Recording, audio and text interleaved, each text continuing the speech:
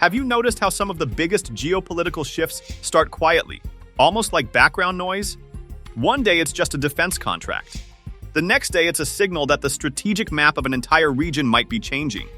That's exactly what seems to be happening right now in Southeast Asia. In recent months, South Korea has stepped forward with a significant offer to the Philippines: advanced fighter jets and modern naval frigates designed to strengthen Manila's defense capabilities.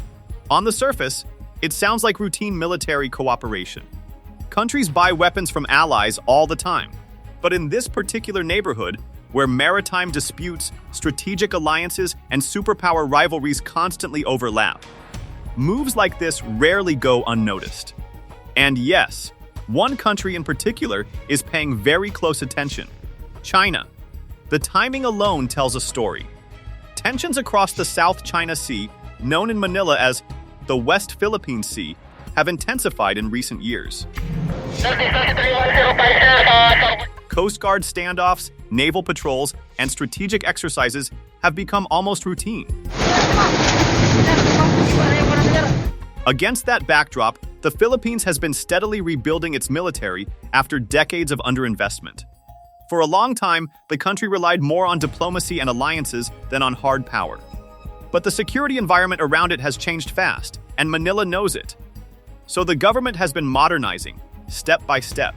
New radar systems, coastal defenses, warships, fighter aircraft. It's part of a broader effort to transform the armed forces of the Philippines into a force capable of protecting its maritime territory and responding to regional crises. This is where South Korea enters the picture in a big way. Over the past decade, Seoul's defense industry has quietly become one of the most dynamic arms exporters in the world. Companies in South Korea now produce everything from advanced jet trainers to submarines and guided missile frigates. What makes them particularly attractive to countries like the Philippines is a mix of modern technology, competitive pricing, and relatively quick delivery timelines, something Western suppliers sometimes struggle with. Manila already operates Korean-built Fa-50 light combat aircraft and modern frigates designed by Korean shipbuilders. Now Seoul is signaling it may be willing to deepen that partnership even further by offering additional fighter jets and naval platforms. If finalized, such deals could significantly strengthen the Philippines' ability to patrol its waters and skies, especially in contested maritime zones. But defense cooperation in the Indo-Pacific rarely exists in isolation. Every new radar system, every patrol ship, every fighter squadron shifts the strategic equation a little bit. For China, which claims large portions of the South China Sea, the steady military strengthening of neighboring states, particularly when linked to U.S. allies, raises important questions about the evolving balance of power in the region. And that's why this story matters. What looks like a bilateral defense deal between Seoul and Manila is actually part of a much larger strategic puzzle, one involving rising regional security partnerships, expanding defense industries, and an Indo-Pacific order that is slowly but unmistakably being reshaped.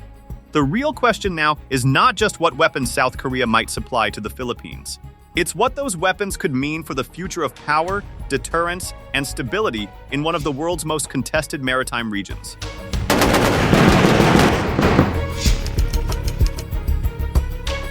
Sometimes military partnerships don't arrive with dramatic announcements or huge headlines. They unfold step by step. A contract here, a delivery there, and suddenly you realize a country's entire defense posture is changing. That's more or less what's happening between South Korea and the Philippines right now. At the center of the partnership are fighter jets. Seoul's aerospace sector, particularly Korea Aerospace Industries, secured a major agreement worth about 975 billion Korean won, roughly $713 million, to supply 12 additional 50PH light combat aircraft to Manila. Deliveries are expected to continue through the end of the decade. The KAY FA-50 is often described as a lightweight fighter, but that label can be misleading. The aircraft carries modern avionics, precision strike capability, and radar systems that allow it to perform both training and combat missions. For a country like the Philippines, which for years lacked modern fighter aircraft entirely, Platforms like the FA-50 represent a major leap forward in protecting national airspace and responding quickly to maritime security incidents. Officials in Manila have been pretty clear about the importance of the aircraft. According to Philippine Air Force spokesperson Ma Consuelo Castillo, the FA-50 fleet will significantly strengthen our air defense capabilities, while also reflecting growing security cooperation with regional partners. That comment captures the bigger picture. This isn't just a procurement decision, it's part of a long-term plan to rebuild the country's air defense network. But the partnership isn't limited to the skies. It extends deep into the waters of the South China Sea, where naval modernization has become just as urgent. Under Manila's Horizon 3 modernization program, HD Hyundai Heavy Industries has already delivered several major surface combatants to the Philippine Navy. Among them are modern guided missile frigates such as Burp Miguel Malvar and Burp Diego Salang. These ships represent a big shift for a navy that, not long ago, operated mostly aging patrol vessels. And the cooperation isn't slowing down. A new contract worth around 850 billion won, about $587 million, will add 2 next-generation frigates to the fleet. Each vessel will displace roughly 3,200 tons and is expected to enter service before the end of the decade. Korean shipyards are also building 6 offshore patrol vessels, expanding the Philippines' ability to monitor and protect its maritime territory. There's even talk about something much bigger. Defense planners in Manila and Seoul have begun discussions about the possible export of the KF-21 Boracay, a new 4.5-generation fighter aircraft currently under development. If the Philippines eventually decides to purchase the KF-21, it would mark the first export of the aircraft and dramatically expand Philippine air power. It's still a conversation rather than a final decision, but even the possibility signals how far the defense relationship between the two countries has grown. For the Philippines, the motivation behind these acquisitions is straightforward: modernization after decades of limited capability. Back in 2014, the Philippine Air Force introduced its first squadron of FA-50 aircraft, marking the country's return to supersonic flight after many years without a modern fighter fleet. The purchase was a symbolic turning point. For the first time in decades, the Philippines was rebuilding a credible air defense capability. That process accelerated again in 2025 when Manila approved another batch of FA-50 jets. The broader modernization program focuses on 3 major priorities: strengthening air defense, improving maritime domain awareness, and enhancing territorial defense capabilities, especially in areas of strategic tension across the South China Sea. Of course, none of this comes cheaply. Fighter jets and modern frigates are expensive platforms, and defense spending often sparks debate inside the country. Policymakers have to balance military requirements with economic realities. Yet many in Manila argue that the cost of under-defending national territory could be far greater. The political challenge is also diplomatic. The Philippines maintains relationships with several major powers, simultaneously including the United States, China, Japan, and South Korea. Navigating those relationships requires careful balance. During our comprehensive meetings, President Lee and I covered a wide range of areas in our bilateral partnership, including defense and security, maritime cooperation, economic and development cooperation, and, of course, people-to-people exchanges. I expressed appreciation for the Republic of Korea's invaluable assistance and contributions to the modernization of our armed forces and strengthening of our Coast Guard. Too much alignment with one partner could strain ties with another, particularly in such a sensitive strategic environment. Still, public sentiment in the Philippines has generally leaned towards strengthening national defense. Many citizens see modernization not as an aggressive move, but as a necessary step to protect sovereignty and ensure the country has a credible voice in regional security discussions. When a country upgrades both its air force and navy at the same time, the effects inevitably ripple across the region. In the context of the South China Sea, improved Philippine capabilities could serve as a deterrent against more assertive actions in disputed waters. Modern frigates equipped with guided missiles and surveillance systems enhance the country's ability to patrol its maritime zones and respond quickly to incidents involving coast guards, fishing fleets, or foreign naval vessels. Beijing, meanwhile, is likely watching closely. From China's perspective, expanding defense cooperation between Manila and Seoul can appear as part of a broader pattern, one in which regional states deepen security ties with partners aligned with the United States. Chinese policymakers often interpret such developments through the lens of strategic containment. That doesn't necessarily mean confrontation is inevitable, but it does mean diplomatic signaling, economic pressure, or military posturing could follow if Beijing believes its strategic interests are being challenged. The United States also plays a crucial role in this dynamic. The long-standing Mutual Defense Treaty forms the backbone of Philippine external security. South Korea's growing defense role doesn't replace that alliance. It complements it.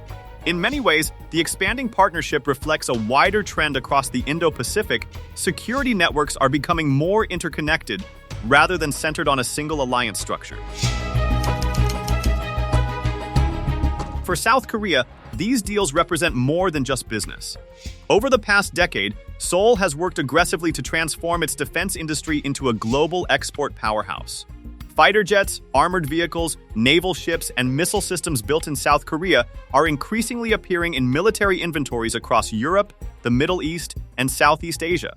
Southeast Asia in particular has become a key market. The region's countries are modernizing their armed forces while seeking suppliers that offer advanced technology without the political complications that sometimes accompany purchases from larger powers. Supporting the Philippines also allows Seoul to signal something important about its own role in regional security.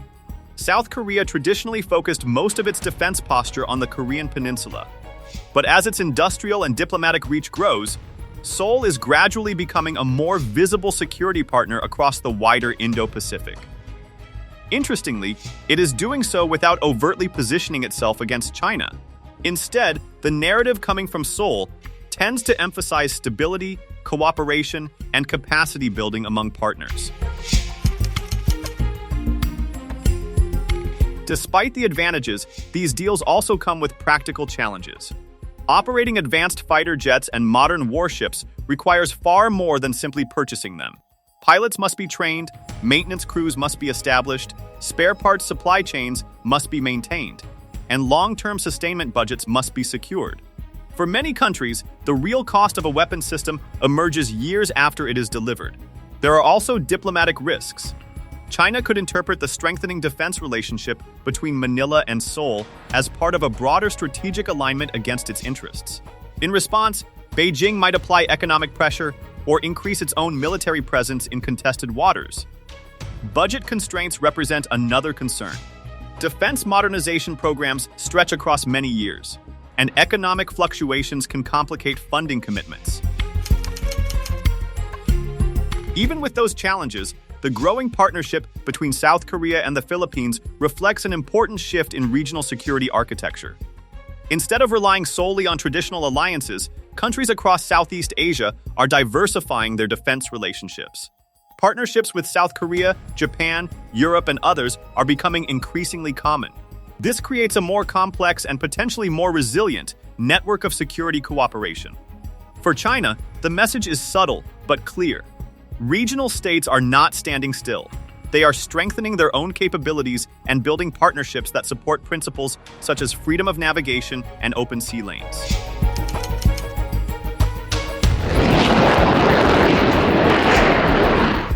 The expanding defense relationship between South Korea and the Philippines carries both practical and symbolic significance. Fighter jets and frigates will directly enhance Philippine defense capabilities while also highlighting Seoul's growing influence as a security partner in the Indo-Pacific. More broadly, the cooperation reflects a wider transformation underway across Southeast Asia. Military modernization, diversified partnerships, and evolving alliances are gradually reshaping the regional balance of power. Looking ahead, the future of this partnership may depend on whether discussions about more advanced platforms, like the KF-21 Borame, move forward. Just as important will be how China responds and how Manila manages its delicate diplomatic balancing act. In the end, the story isn't only about jets and ships. It's about how nations navigate a region where defense, diplomacy, and great power rivalry are becoming more intertwined with every passing year. If you found this analysis valuable, share your perspective in the comments.